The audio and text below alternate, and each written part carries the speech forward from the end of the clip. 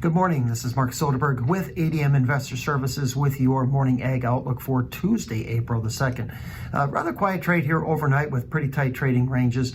Corn right now has firmed up. We're really about steady. Soybeans are steady to about a penny better, a little lower in the soybean meal, higher in the bean oil.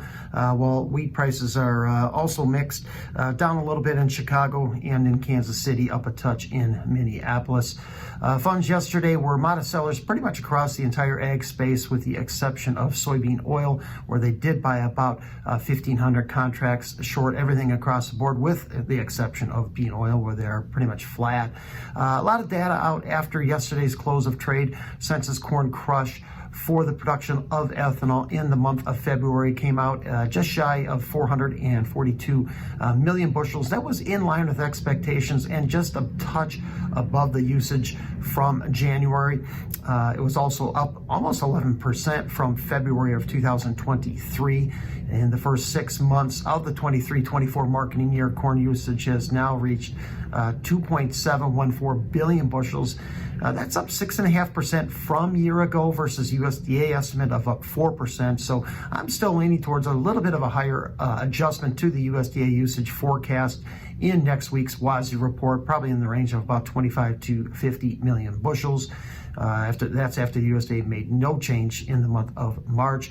Census soybean crush at 194 million bushels. That came in below expectations, and that was actually down a million from January. However, it was still up 10% from February of a year ago. Year-to-date crush at 1.17 billion bushels is up 5.5% from year ago. USDA estimate currently rests at a 4% increase. So despite crush being a little bit below expectations, I'm still of the mindset we're going to see an upward revision here from the USDA next week, somewhere in the 20, maybe 30 million bushel range.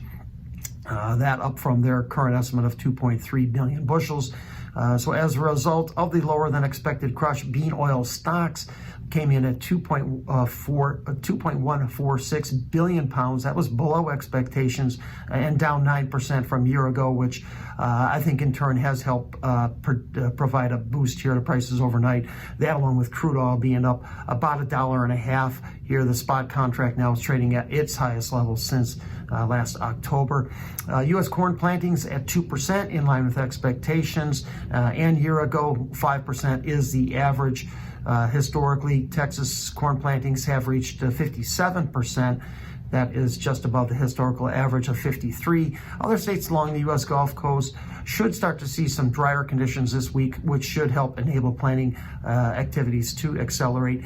U.S. winter wheat crop is 56% rated good to excellent. That was in line with expectations, perhaps a touch below, and well above the 28% good to excellent from a year ago.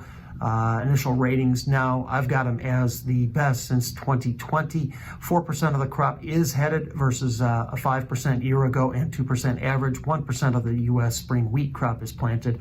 Saudi Arabia did complete their purchase of nearly 800,000 metric tons of wheat in their first tender of this year. Jordan did pass on their recent tender for 120,000 metric tons of milling wheat.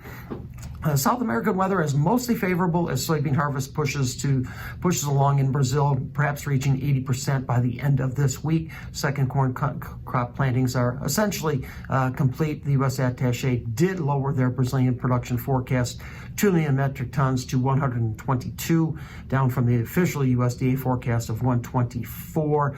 So mixed trade here to start. Corn, beans, and wheat really all continue to consolidate within ranges from last Thursday's USDA report day, while we continue to see a little bit of a rebound in oil versus meal.